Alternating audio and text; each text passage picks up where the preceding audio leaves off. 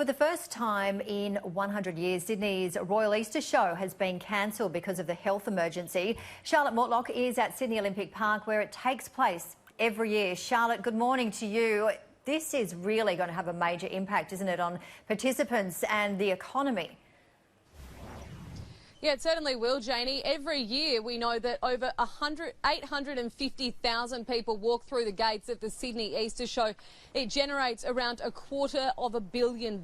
So it's quite a lucrative industry here out at Sydney Olympic Park.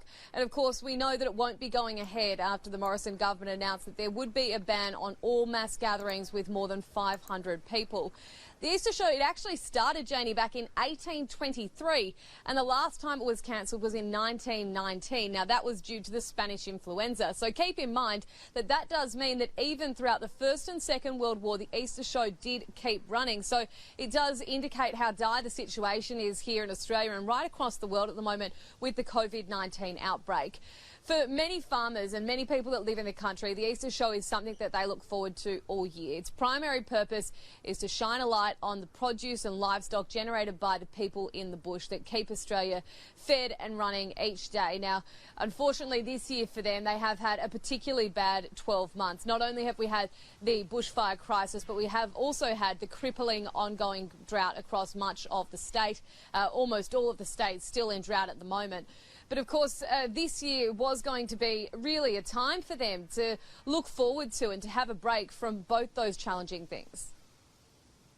I know there were so many people keen to make that trip to Sydney just to get off farm and forget about some of the hardships for a week or two. I and the state government have been working very closely with the RAS on a number of new initiatives that would have been happening at this year's show in 3 weeks to really educate the Sydney community, if you like.